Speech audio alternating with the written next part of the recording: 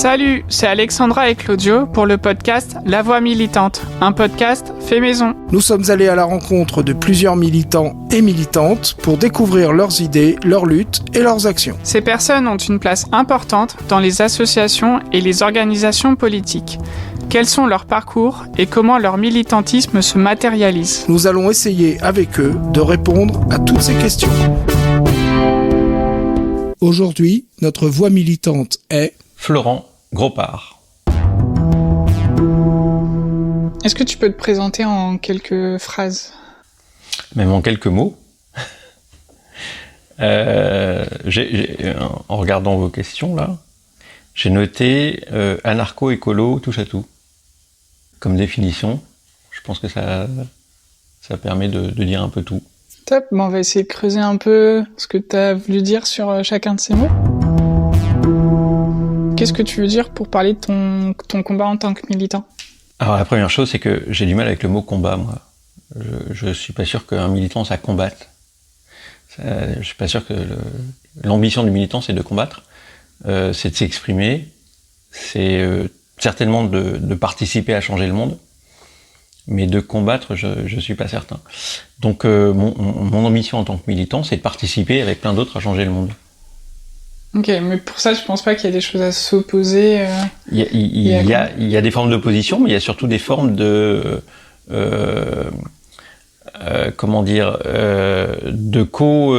co-élaboration de projets. C'est surtout de travailler avec les autres qui va faire avancer les choses, plutôt que de s'opposer effectivement à des gouvernements idiots. On est obligé de faire ces combats-là. Mais le fond du militantisme, c'est pas l'opposition, c'est la proposition. Finalement, comment t'en es arrivé à militer et à avoir cette pensée militante que t'as aujourd'hui? Il y a peut-être deux choses. Il y a une culture familiale, parce qu'on n'est que ce qu'on nous a fait, et finalement, moi j'ai des souvenirs de repas de famille où les discussions politiques étaient vraiment fortes et où on n'était pas tous d'accord et il fallait s'imposer et que c'était un débat de gens qui s'aiment et que débattre c'est un beau mot, quoi, c'est éviter de se battre et donc c'est parler, trouver des arguments, etc. Et donc il y a cette culture là et puis après il y a eu des petits coups de pouce et le coup de pouce principal peut-être c'est lorsque je suis rentré chez Attac. En tout cas, quand on a construit avec deux autres amis Attac 41, avec Régis Pasquier et Fernand Comte, et la construction d'Attac 41, ça a été un peu le début d'un autre moment de militantisme. Jusqu'à Attac, j'étais militant plutôt dans des associations, dans des choses comme ça. Et puis après Attac, je suis devenu militant politique. Et c'était une autre vision du militantisme. Complémentaire, mais une autre vision. D'accord. Donc, en fait, pendant toute ta vie, finalement, t'as milité dès ton plus jeune âge. J'ai pas de souvenir, tu vois, de pas avoir milité. Je me rappelle quand j'étais petit d'engueuler avec mon père, qui le faisait bien plus fort que moi, des speakers de France Inter parce qu'ils disaient des conneries. et ça fait partie de l'apprentissage de la culture d'un militant ou en tout cas de quelqu'un qui essaie d'être un peu libre dans son esprit. Ok. Et est-ce que tu peux nous parler de ta première association? Enfin, je me souviens plus le nom, il me semble qu'il y a Fleur, P... Alors, PALF, okay. La PALF, c'était mon surnom. PALF, ça voulait dire Paix, Amour, Liberté et Fleurs. Et c'était un surnom qui me venait d'une chanson des Ludwig van 88, qui était un groupe de punk français un peu rigolard, qui était arrivé avec une scission des Berruriers noirs. C'était le côté festif, et puis les Berrues, le côté politique, on va dire. Et donc, du coup, un de mes surnoms, c'était Palf. Et j'ai créé ma première association. Alors, à l'époque, il fallait avoir 18 ans. Donc, je l'ai créée le jour de mes 18 ans. On l'a fait tourner un peu avant, mais...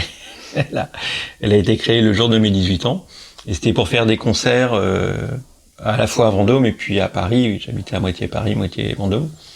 Et donc c'était pour faire des concerts. On a organisé notamment des concerts vendômois, un festival de musique celtique, tu vois, qui n'a pas grand chose à voir avec le punk, à Vendôme. Enfin, on a fait plein de choses rigolotes avant nous. Est-ce que tu peux nous citer d'autres activités militantes que tu fais aujourd'hui? Parce qu'on a vu un peu plus ce que tu faisais quand tu étais plus jeune, avec ta famille, etc. Et aujourd'hui, en fait, ça se résume à quoi, si tu peux donner quelques exemples? Aujourd'hui, comme j'ai été élu, et je le suis encore là, élu d'opposition, mais je le suis encore, c'est un peu plus light. C'est-à-dire que c'est plus en soutien aux associations, donc je soutiens plein d'assauts. En donner deux tout de suite, c'est Énergie Vendômoise. Parce qu'à mon avis, la façon de redonner la place citoyenne dans l'énergie, c'est hyper important à mes yeux.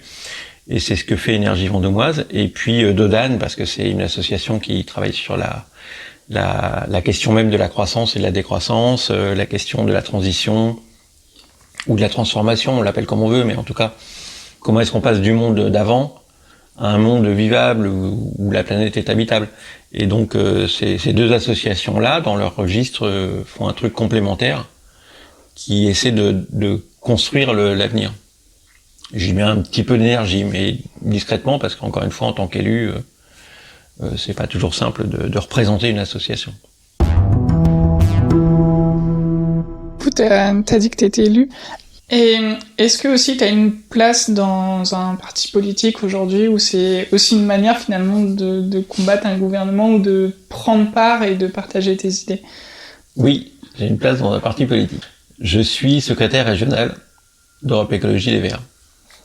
Alors Europe Écologie Les Verts, c'est un parti un peu particulier puisqu'il s'est construit avec des scientifiques à l'origine, c'est les Verts.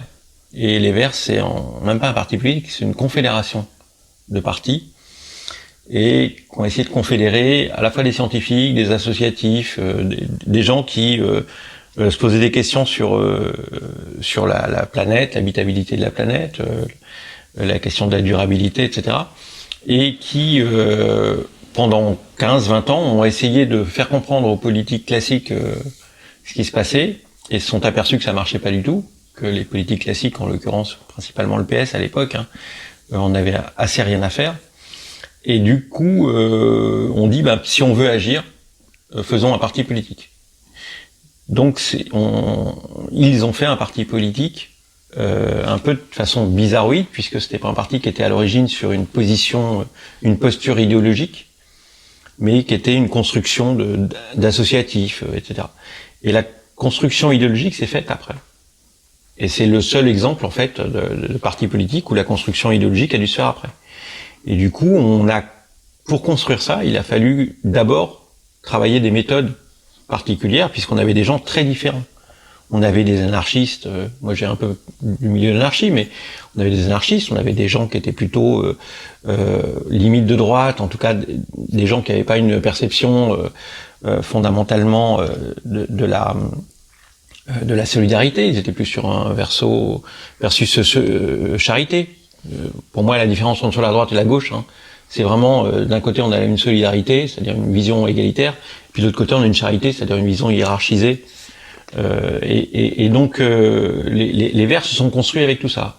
Ils ont dû fabriquer des outils de démocratie interne excessivement complexes pour mettre tout le monde, à la fois respecter les divergences de chacun, mais construire quand même un corpus commun.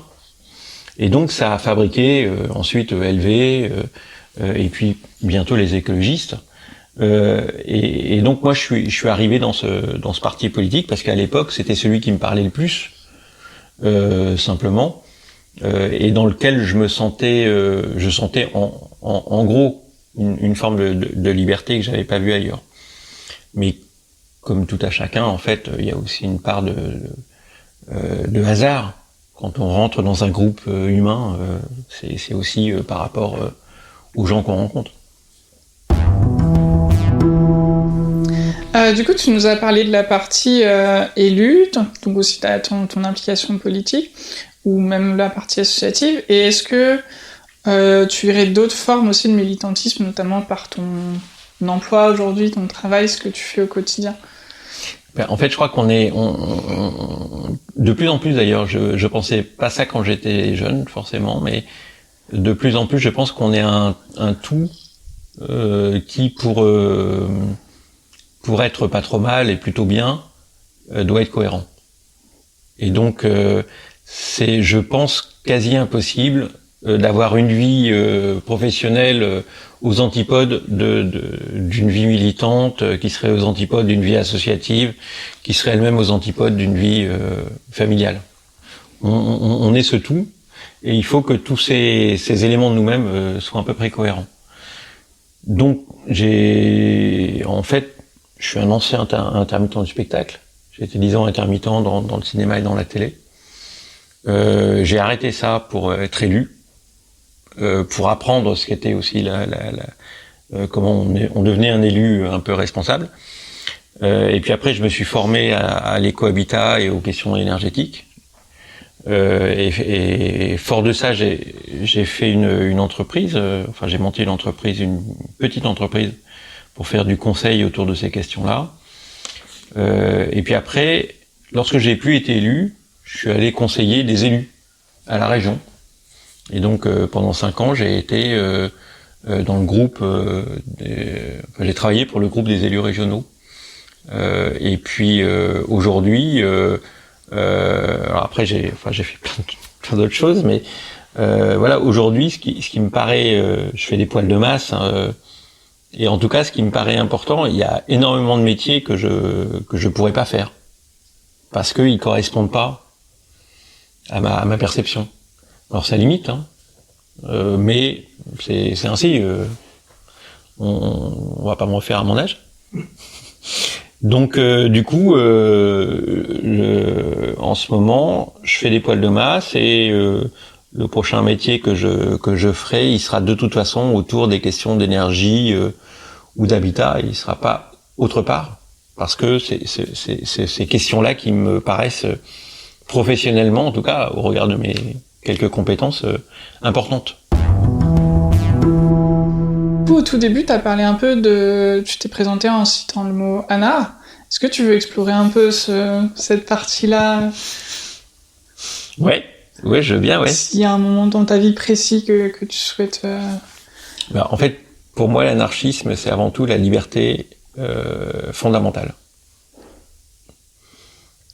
Et quand je dis fondamentale, c'est un mot fort et violent. C'est pas juste c'est-à-dire que mes fondements sont basés sur la question qu'un être humain peut être bien seulement s'il est libre. Après, chacun voit comme il veut les choses. Mais en tout cas, pour ma part, c'est ça. Et l'anarchie a ceci d'exemplaire qu'elle fait une place à l'individu en tant qu'être humain. Elle le met dans un grand tout. C'est pas qu'un truc individuel. Il y a plein de confusions avec le libertarisme, avec plein d'autres choses, mais il y a plein d'anarchies différentes d'ailleurs. Mais en tout cas, l'éco-anarchie que je ressens, c'est quelque chose qui fait une place à l'individu. C'est-à-dire qu'il y a une forme de respect fondamental de l'individu. C'est aussi une chose, une pensée, qui à mon avis a porté l'écologie au tout début, parce que c'est la pensée qui a réussi à dissocier Dieu et l'homme. Et c'est la première pensée qui dit que Dieu n'existe peut-être pas. La première pensée politique qui porte ça. Et c'est énorme, parce que si Dieu n'existe peut-être pas, finalement l'homme est peut-être un animal comme les autres. Et peut-être qu'on est dans un écosystème comme les autres. Et peut-être que la planète, c'est un truc naturel et du coup on a notre part, on a nos impacts, mais au même titre que d'autres animaux, et il faut respecter aussi les autres animaux et pas se voir comme un truc à part dans la multitude animale et végétale. Et donc l'anarchie, c'est un truc qui va fabriquer, qui va permettre, en tout cas, cette pensée-là. Et à mon avis, c'est cette pensée-là qui fabrique l'écologie derrière. Donc pour moi, c'est un espèce de noyau, une base de la pensée qui est d'une vraie richesse, d'une importance assez capitale. Et puis quand on regarde dans tout le 19e siècle, la pensée anarchiste, c'est extraordinaire. C'est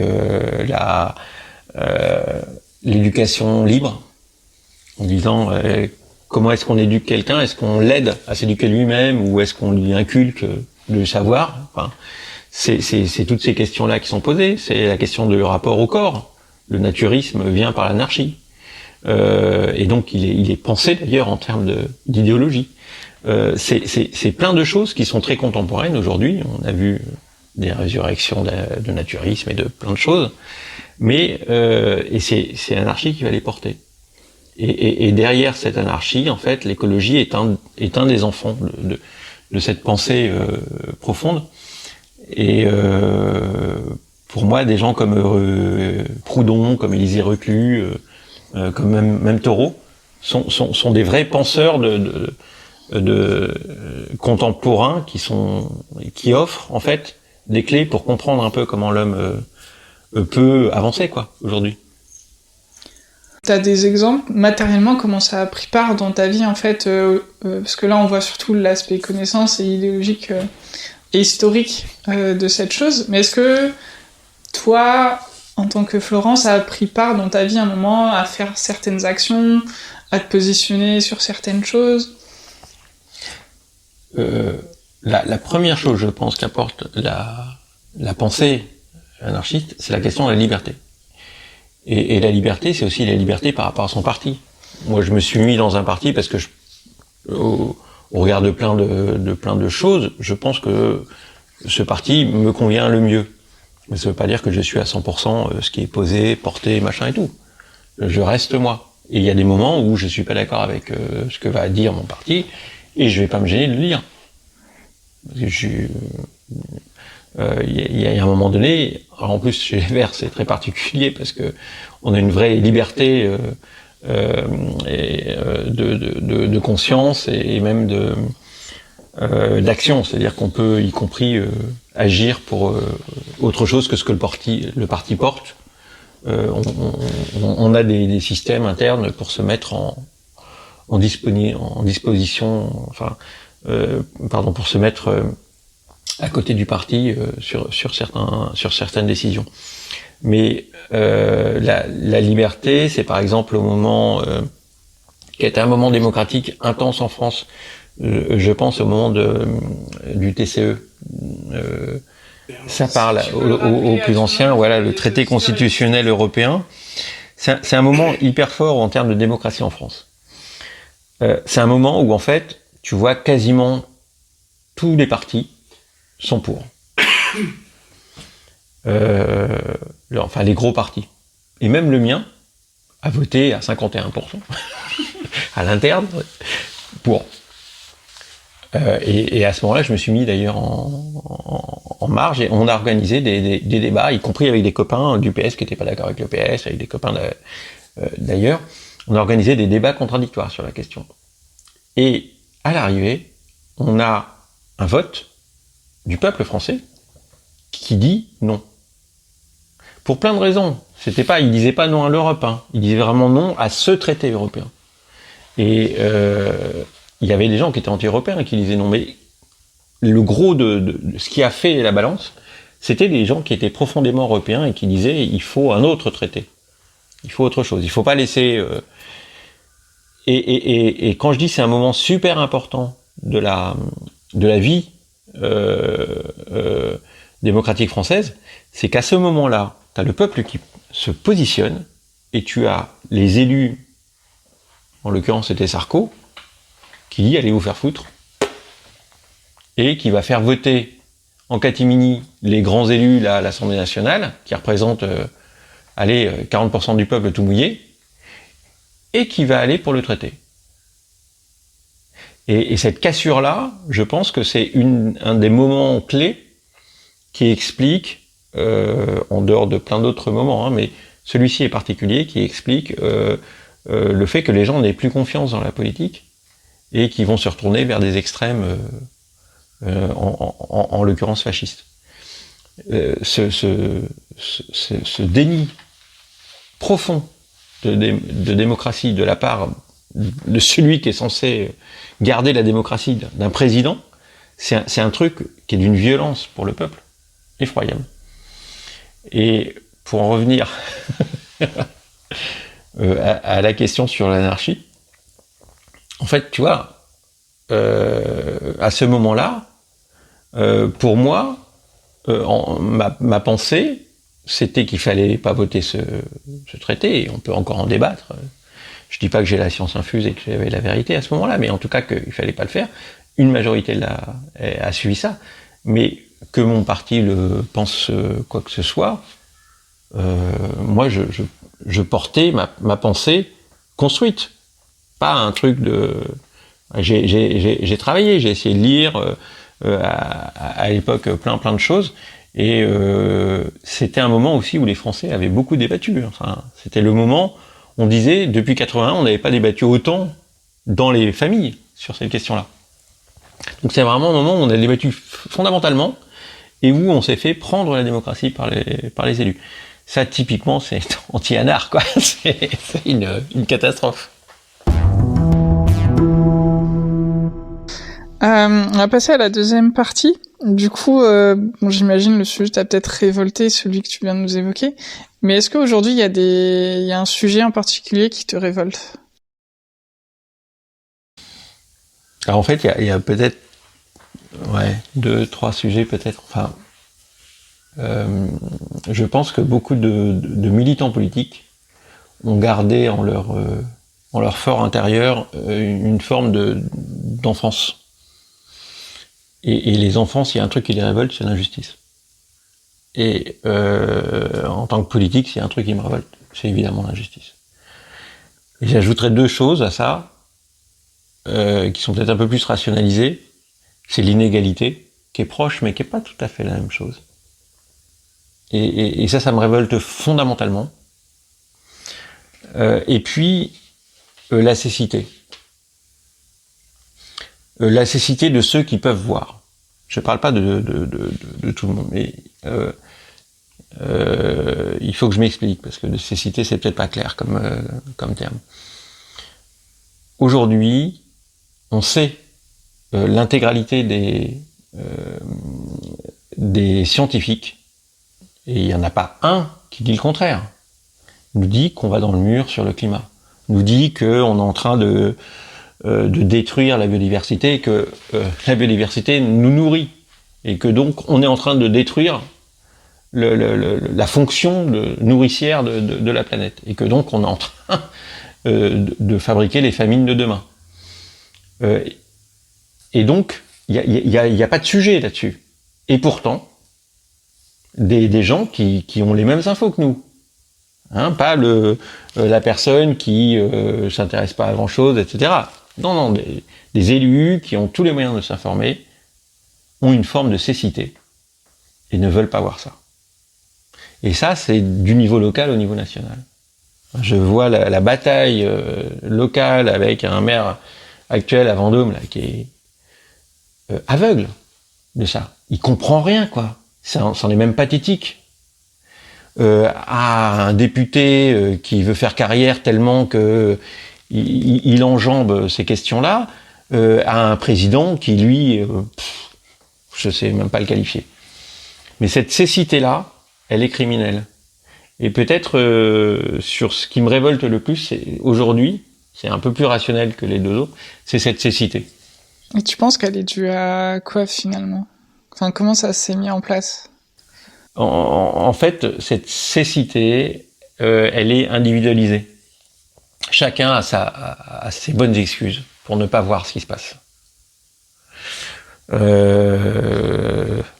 Pour reprendre le maire de Vendôme, a ses bonnes excuses pour ne pas regarder ce qui se passe, parce que s'il regardait ce qui se passe, en fait, il se remettrait en cause. Et il remettrait ses propres habitudes perso, comme ses habitudes politiques. Et puis le député, il serait obligé de remettre sa propre carrière en cause. Et pour reprendre le niveau présidentiel, lui, c'est sa vie qui remettra en cause. Mais en tout cas, tous ces gens-là, qui sont pas des cons, qui sont des gens théoriquement assez intelligents, en fait, se rendent aveugles. Alors, je pense qu'il y a peu d'ironie, c'est-à-dire il y a peu de gens qui qui ont compris. Il y en a quelques-uns. Il y a quelques gros Richards qui ont compris et qui sont en train de se faire un blocos sur une île déserte. Mais le gros, c'est une cécité individuelle qui se renferme un peu sur eux-mêmes et qui veulent pas voir ce qui se passe. Et c'est dramatique puisqu'on a quand même tous les scientifiques qui sont théoriquement les gens qui réfléchissent un peu à ces questions-là, ils sont tous d'accord. On va dans le mur. Et la seule façon de ne pas aller dans le mur, c'est de transformer, de bifurquer, enfin on utilise les termes qu'on veut, le monde actuel, nos façons de consommer, est-ce qu'on consomme, enfin, c'est pas si compliqué que ça.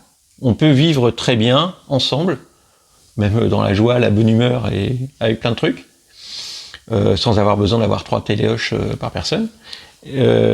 Mais ce changement-là n'est pas acceptable individuellement par ces personnes. Et c'est cette cécité-là qui nous fout dans la merde aujourd'hui. Quand tu dis ces personnes, c'est bien les personnes, les élus, les représentants. Oui. Okay. Pour moi, hein, alors peut-être qu'il faut poser ça, c'est que pour moi, l'élu a un rôle absolument central dans la société. Je suis pas un révolutionnaire fondamentalement, je suis un radical. J'ai peur que pour regarder un peu les résultats de la plupart des révolutions, elles ont amené en France la sacralisation de la propriété, en URSS une nomenclature pas extraordinaire. Enfin, pour moi, les révolutions, même si ça part d'un peuple qui dit les choses fortement et qu'elle transforme un petit peu sociologiquement les choses, mais dans la réalité, elle fabrique souvent une espèce de sous-régime d'avant qui a pris elle permet au sous-régime d'avant de prendre les manettes, quoi. Et là aussi, il y a une vision un peu anarchiste, c'est-à-dire que si c'est juste filer le truc du patron à un autre, ça m'intéresse pas. Et donc, en cela, je suis plus radical, réformateur, en disant il faut transformer le monde tel qu'il est. Il n'est pas extraordinaire, mais on peut aller vers du mieux et transformons ça. Et ces gens-là empêchent de transformer le monde, fondamentalement. Pour passer à la suite, est-ce qu'il y a un événement dans l'histoire que tu retiens en particulier ?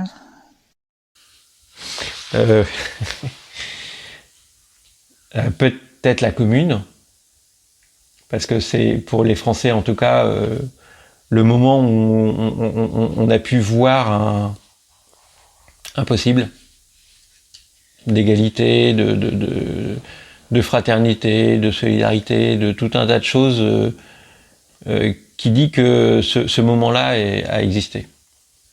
S'il n'avait pas été écrasé par la haute bourgeoisie française, et les cathos, il aurait peut-être pu fabriquer un possible dont on serait des héritiers heureux.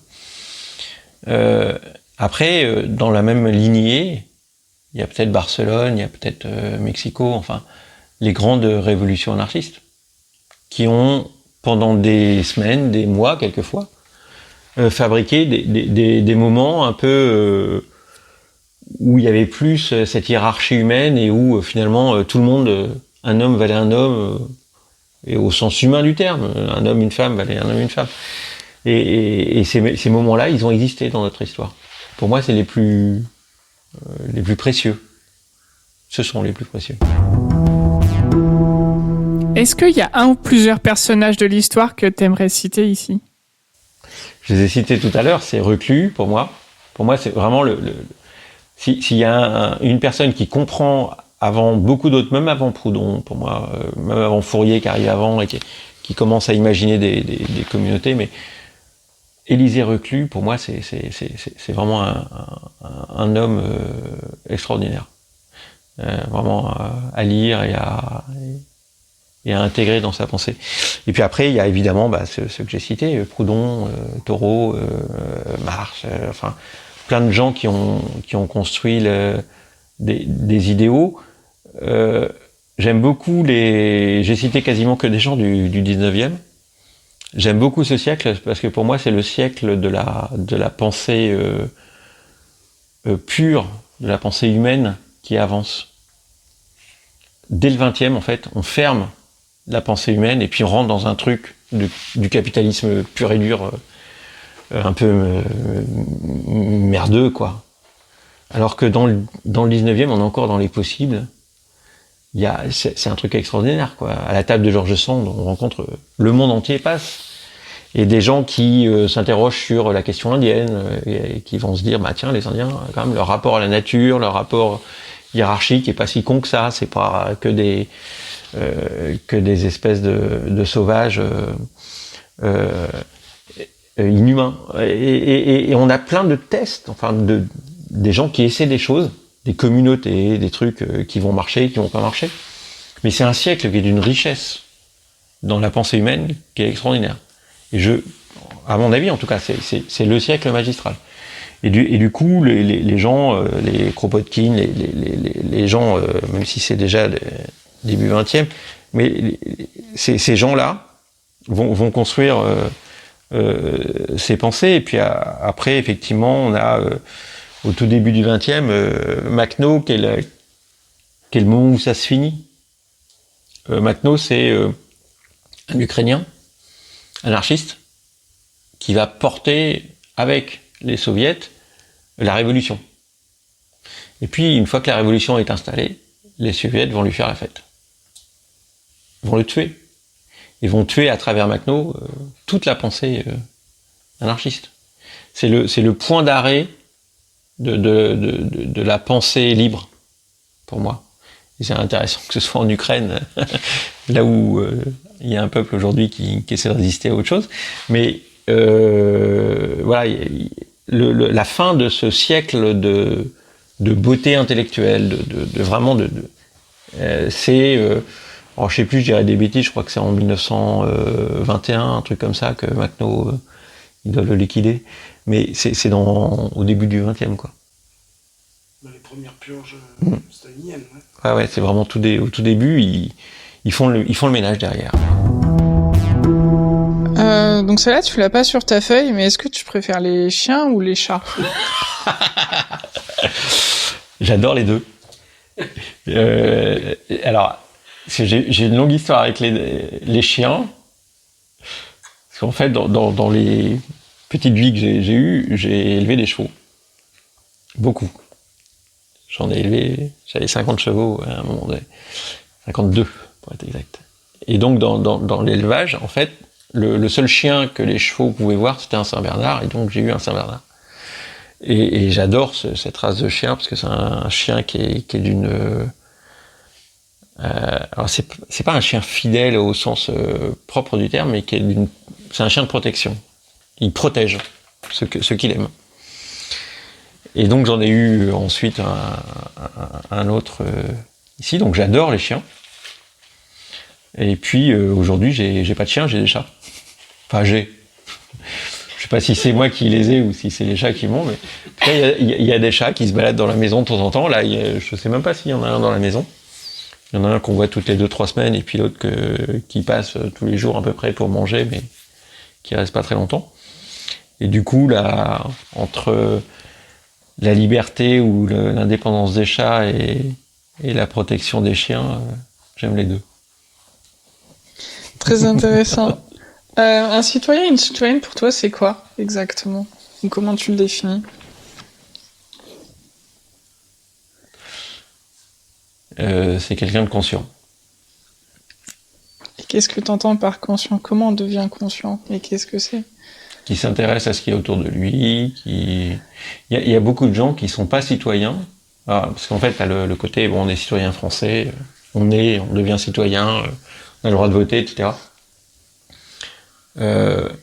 J'ai tendance à penser que il y a un espèce de travail pour être citoyen. C'est un truc actif, quoi. C'est pas un truc qu'on nous donne, c'est un truc qu'on doit prendre, ou qu'on doit... J'aime pas trop le mot mériter, mais on doit travailler pour devenir citoyen. Et dans le travail pour devenir citoyen, c'est de s'interroger, c'est d'essayer de se fabriquer une pensée. Personne n'a la pensée juste, hein, c'est de fabriquer une pensée. Et du coup, un citoyen, pour moi, c'est quelqu'un qui a cette pensée et qui l'exprime. C'est pour ça que je parle de liberté. En tout cas, c'est une conscience. C'est quelqu'un qui va porter sa partie individuelle dans ce grand machin qu'on nomme collectif, commun, nation. Enfin, il y a plein de noms pour le nommer, mais qui est simplement un espèce de vivre ensemble, quoi. Mais pour que ce vivre ensemble, il existe, il fabrique du sens. Et ben, il faut que des individus aient cette conscience d'être. Et donc pour moi, c'est peut-être ça le citoyen. Ok. Et est-ce que tu penses qu'aujourd'hui, c'est facile d'atteindre cette conscience dont tu parles? C'est de plus en plus dur. C'est de plus en plus dur parce que, tu vois, je disais, moi j'ai eu la chance d'avoir une culture familiale. Et j'ai l'impression que de moins en moins dans les familles, on peut avoir cette culture-là. L'autre élément, c'est qu'on va pas compter sur les médias pour l'avoir, puisque on a des médias quand même très vendus aujourd'hui, ce qui n'était pas le cas il y a encore même 50 ans. On avait encore des médias indépendants issus de penseurs. C'était des journalistes qui fabriquaient les médias. C'était pas des hommes d'affaires. Aujourd'hui, c'est Niel, c'est Bolloré, c'est des gens comme ça qui font des médias. Avant, c'était des penseurs, des gens qui faisaient de leur vie essayer de comprendre le débat, etc. des autres. On n'a plus ça. Et donc, c'est d'autant plus compliqué de se fabriquer une idée, de devenir citoyen dans les conditions d'aujourd'hui. Enfin, Internet, c'est quand même un niveau zéro de la pensée. La plupart des journaux, qu'ils soient locaux, enfin, l'ANR, c'est à mourir de rire, quoi. Le seul intérêt de l'ANR, c'est qu'elle est lue en 5 minutes. Enfin, c'est le seul truc. Sinon, il n'y a rien dedans, quoi. Moi, je vois au débat communal, on dit des choses, il se passe rien. Il y a quand même des trucs qui sont hallucinants. Le maire qui nous empêche de poser on pose des trucs comment ça s'appelle, des amendements. Voilà, on pose des amendements sur un budget. Normalement, légalement, on doit accepter un amendement et le voter. Le maire n'a rien à foutre. Il nous dit, j'accepte pas votre amendement et on le votera pas. Mais l'ANR n'a rien à foutre aussi. À la fin, elle va voir le maire. Alors, ah oui, c'est important quand même ce que vous dites. Donc on est à un niveau quand même qui est assez abyssal de la pensée écrite ou médiatique. Et alors il y a quelques journaux, hein, il y a quelques hebdomadaires, plutôt que les journaux d'ailleurs, qui font le travail. On les connaît, ceux qui n'ont pas de publicité, trucs sur les croissances, les Charlie Hebdo, les Canards enchaînés, les Politis, les quelques qui essaient de porter quelque chose d'un peu différent, mais ils sont tellement noyés que, honnêtement, c'est juste une cata, quoi. Donc c'est difficile, je pense, d'avoir une pensée aujourd'hui libre et un peu construite. Du coup, je voulais rebondir sur citoyen-citoyenne, la conscience et la place de l'école dans tout ça, finalement. Alors la place de l'école et même la place des services publics en général. La place de l'école, elle est juste fondamentale. Hein. C'est en fait à la sortie du siècle de la pensée, à la sortie du 19e siècle, on voit que le truc qui est structuré, c'est l'école. Il y a les hussards noirs qui arrivent et qui vont fabriquer la pensée critique de plusieurs générations d'ailleurs. Et on manque aujourd'hui de ces hussards noirs qu'on a flingués, qu'on a usés avec un système, je le vois de près, qui est laminé. C'est une honte ce que le gouvernement et ce que l'État fait à l'école, à l'école de la nation. Enfin, on détruit des enseignants, mais de façon froide. C'est d'une violence inadmissible. Et donc, parce que l'école, elle fait des citoyens, justement. Elle fait des libres penseurs, elle fait des gens critiques, elle fait des gens qui pensent de par eux-mêmes, et qui peuvent même porter la critique sur les médias dont on parlait, sur les politiques, voilà. Eh bien, cette école-là, on la tue. Et c'est une catastrophe. Et à travers elle, on tue aussi les autres services publics. Parce que quand t'es pris dans tes problèmes de maladie, avec la santé, dans tes problèmes, dans tout ce que peut recouvrir les services publics, qui sont quand même un tampon, une fabrication de bien-être pour la population, eh bien quand tu lamines ça, eh bien tu mets des gens qui se mettent en position de survie, et quand tu es en position de survie, c'est pas là où tu réfléchis. Tu es obligé de penser à toi. Et donc tu peux pas t'ouvrir vers les autres. Et par essence, l'école, la pensée, la philosophie, moi je pense qu'il faudrait faire de la philosophie dès la petite école. Mais cette pensée-là, si tu la fabriques pas, et on fait tout pour ne plus la fabriquer, eh bien on n'a plus de citoyens à l'arrivée. Au mieux, on a des consommateurs éclairés, mais c'est vraiment mieux. Ils le sont rarement. Mais on a, oui, des consommateurs et rarement en un seul mot, quoi. On a eu l'occasion de parler de conscience, de fascisme et par exemple de la place des médias aujourd'hui qui en fait sont plus à une certaine échelle et tous dans le même sens. Et t'as parlé de cohérence aussi. Et en fait ma question qui vient c'est qu'est-ce que tu penses de l'état de la morale aujourd'hui à notre époque? Alors la morale c'est un truc dont je me méfie, mais alors le mot même me fait hérisser les poils. Moi j'ai un problème avec la morale, parce que la morale ce serait de me dire ce que je dois penser. C'est ça en fait. Ça dépend comment tu le définis et les vertus que tu choisis et celles que tu mets en place. Je crois que chaque être humain avec ses valeurs est capable de se fabriquer sa pensée de respect de l'autre, de dépendance de l'autre, et donc d'une forme d'égalité ou au moins d'équité. Même mieux que l'égalité, l'équité d'ailleurs. Parce qu'on n'est pas tous égaux, et que l'équité peut nous faire approcher d'une égalité. Mais la morale, moi elle me fait peur. La morale c'est, alors dans mon esprit, hein, c'est la religion, c'est on me dit ce que je dois penser, c'est un truc qui rentre pas, enfin je peux pas, moi la morale c'est un truc Est-ce que tu penses que il y a une nécessité d'avoir une morale par exemple pour aller vers un extrême ou aller vers un fascisme qui peut se mettre en place? Alors je vais répondre sur le fascisme après, mais je vais donner une anecdote sur la morale qui pour moi résume bien les choses. Mon papa et ma maman d'ailleurs, dans leur vie professionnelle, ont été tous les deux éducateurs techniques spécialisés, c'est-à-dire qu'ils s'occupaient de jeunes qui avaient des handicaps mentaux. Et papa, qui était déjà un peu écolo, s'amusait à faire, enfin s'amusait, il faisait des transferts en fait, donc il emmenait sa classe pour nettoyer des ruisseaux avec Perche Nature, mais ça, je te le dis, dans les années 80, toi, il y a 40 ans. C'était un truc, il n'y avait pas beaucoup de gens qui faisaient ça. Et donc, à un moment donné, il y a un journaliste qui vient l'interviewer. Et à la fin, la journaliste lui dit, la dernière question, c'était, mais en fait, vous croyez en Dieu? Et en fait, pour la journaliste, faire quelque chose avec des handicapés mentaux, c'était automatiquement avoir une morale, une religion, un truc où il fallait croire, quoi.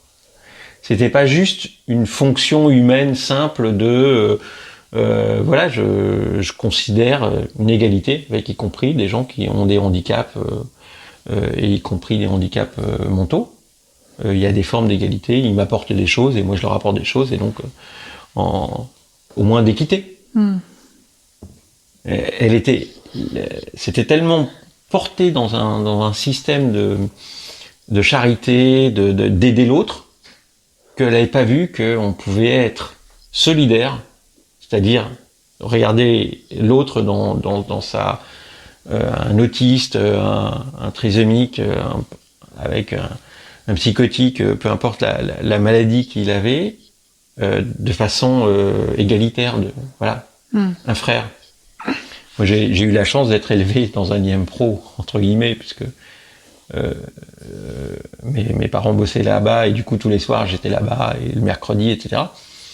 Et un de mes amis d'ado, c'était Dimitri, il s'appelait, et qui était autiste très régressé, il avait 3 ou 4 mots à son vocabulaire.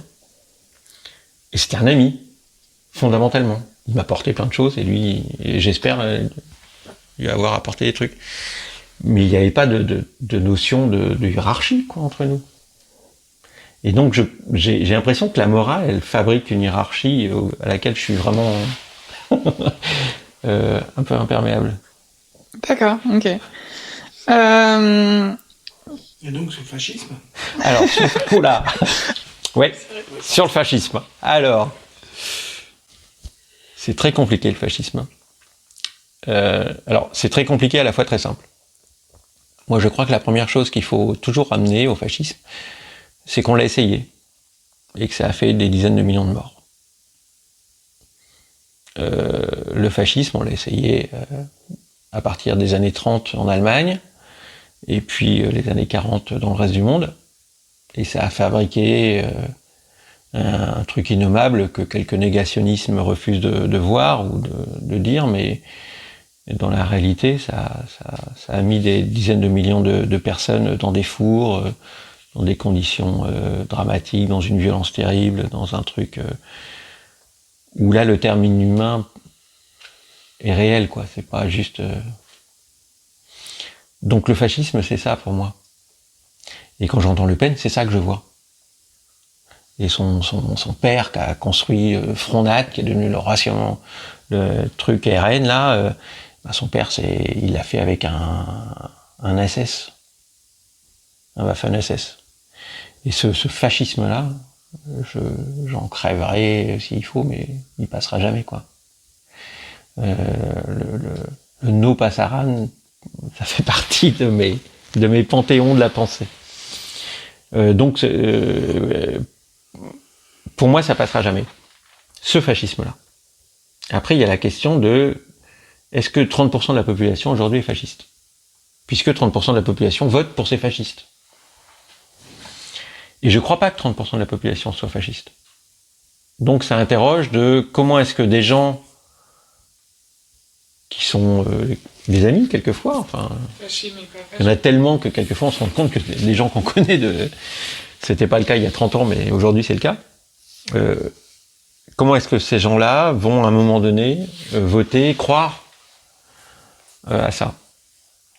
Et je crois là que on n'est plus dans une idéologie malsaine d'une espèce de hiérarchie de l'humanité vraiment exécrable, basique, où le noir est tout en bas et où on aurait un blond arien aux yeux bleus tout en haut. Mais on est sur une peur.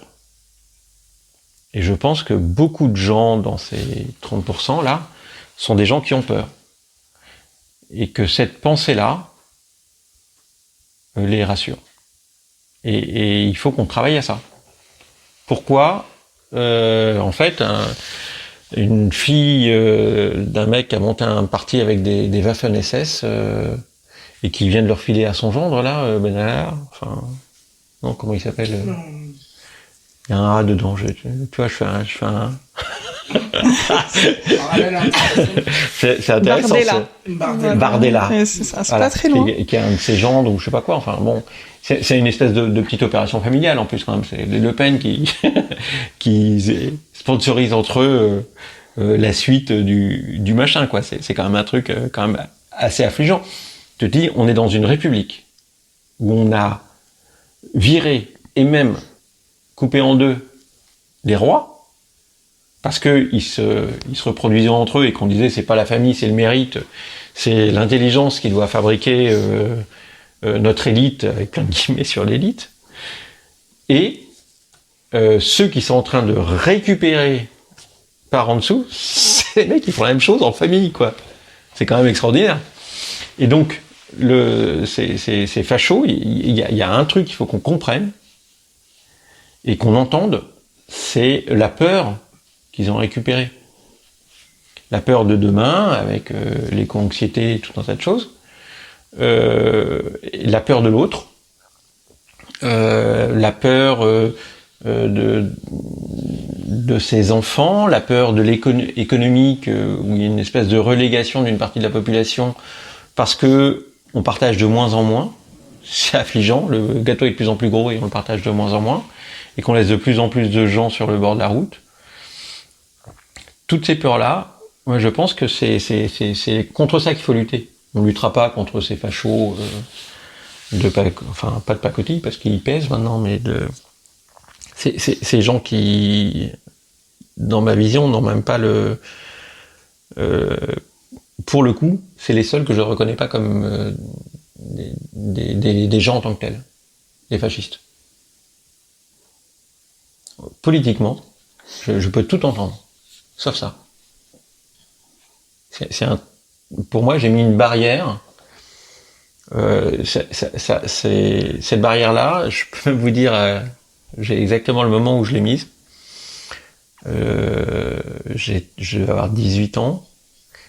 Et à ce moment-là, Le Pen, le père, expliquait que les gens qui avaient le sida, fallait les mettre dans des silatoriums, c'était quoi, dans des... Comment il appelait ça? Ah bon. C'était ignoble. Déjà, ils appelaient les sidéens. Les sidéens qu'il fallait mettre dans des... Les sidaïques, pardon. Ouais. Ils les appelaient les sidaïques. C'était ignoble. Ignoble. Parce que pour eux, c'était les homosexuels, c'était une espèce de... Et donc, ils voulaient les enfermer. Et moi qui suis un pacifiste pur et dur, je me suis battu une fois. Ça n'a pas duré longtemps d'ailleurs, j'ai mis un coup. Et j'avais rationalisé ça. Je m'étais dit, si un mec m'explique qu'il faut foutre les gens qui ont le sida dans ces... C'était sidatorium, c'était comment ouais. Comme ça. Je lui mets mon poing dans la gueule. Et c'est arrivé une fois au Central, à Vendôme. Et je lui ai mis mon poing dans la gueule.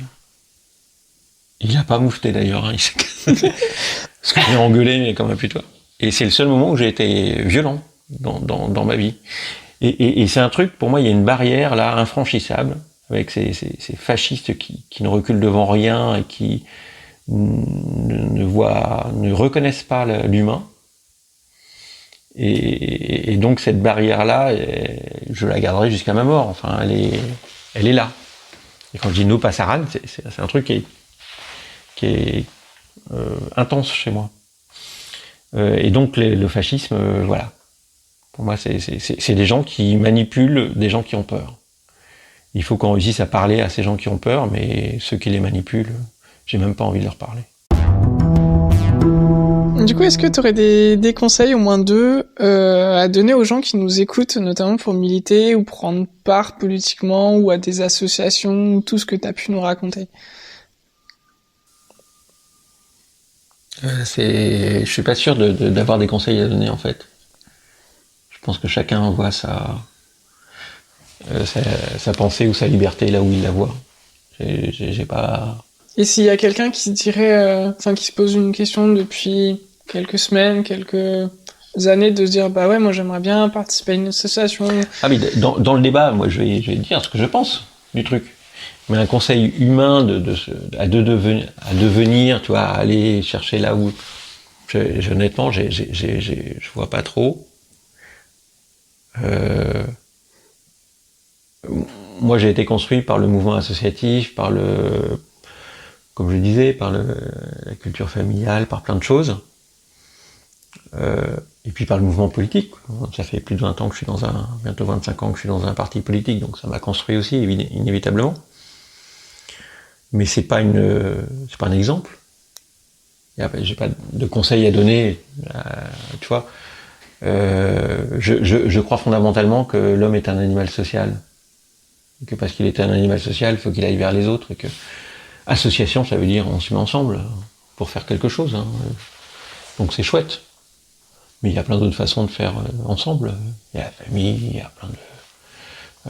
Il y a plein de gens qui d'un seul coup vont avoir un déclic parce qu'ils vont voir une image à la télé sur l'Ukraine, sur que sais-je, sur un tremblement de terre, et puis d'un seul coup ils vont aller vers les autres parce que ça devient, ils le contrôlent même pas, quoi. Ça devient un truc plus fort qu'eux. Ouais, une nécessité. Donc non, je crois pas avoir de conseils à donner. Ok, très bien. Est-ce que tu aurais un livre ou un film quand même que tu aimerais partager avec nous? Alors j'ai vu un film génial, mais je me rappelle plus du titre. Il y a pas très longtemps. Le dernier film que j'ai vu au cinéma que j'ai trouvé très chouette, c'était Alice Colère. Okay. Alice Colère, qui est passé j'ai vu il y a une semaine ou deux. C'est une histoire que je connaissais pas bien, en plus. De l'avortement. En fait, l'histoire en France de l'avortement, c'est avant tout des femmes qui vont aider d'autres femmes. Alors, il y avait quelques médecins hommes dans l'affaire, évidemment, et puis il y avait quand même quelques mecs, heureusement, qui avaient les yeux ouverts, mais c'est principalement une histoire de femmes.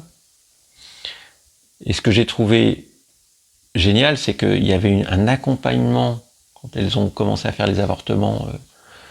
Elles étaient entre la loi les autorisait pas, mais la loi pouvait pas leur interdire, enfin c'était un espèce de truc.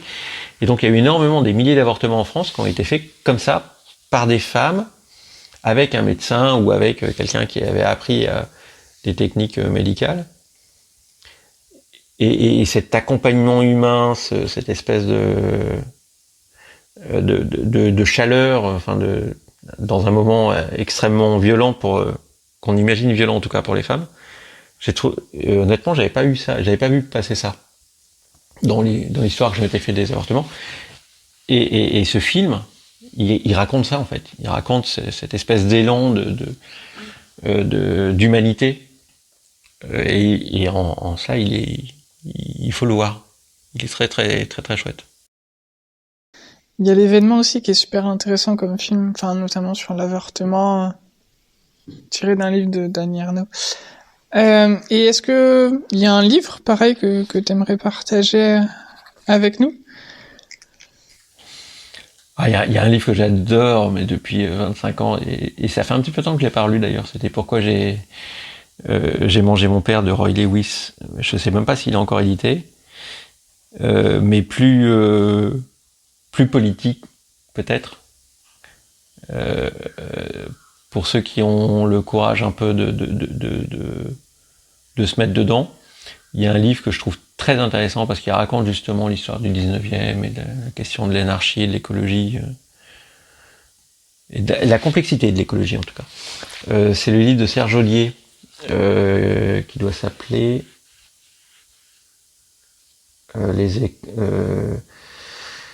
les écologistes et leurs ennemis ou un truc comme ça. C'est Ollier. Ollier, A-U-D-I-E-R. Serge Ollier. C'est un chercheur, Serge Ollier. Ah oui, il y en a plusieurs. La cité écologique. Après, il en a fait d'autres. Ouais. Alors, c'est des pavés de plutôt 700 pages, un peu indigestes. C'est pas franchement des romans, mais qui portent en fait la complexité de la pensée qui a amené notamment à l'écologie et à d'autres trucs. Et c'est assez magistral comme livre pour comprendre un peu les ressorts de l'écologie politique, parce que moi, cette écologie politique, depuis une vingtaine d'années, elle me porte. Et j'aime bien comprendre un peu pourquoi et comment ça fonctionne, ces affaires-là. Et Serge Ollier m'a apporté beaucoup de clés. Okay. Après, il y en a plein. Il y a Charbonnier, il y a Carlson, il y a Thoreau, il y en a plein. Toute une bibliothèque. Merci beaucoup, Florent, de nous avoir partagé tout ça. C'était un plaisir. Ce podcast a été réalisé par Alexandra Puré et Claudio Serellini. Merci pour votre écoute et à bientôt.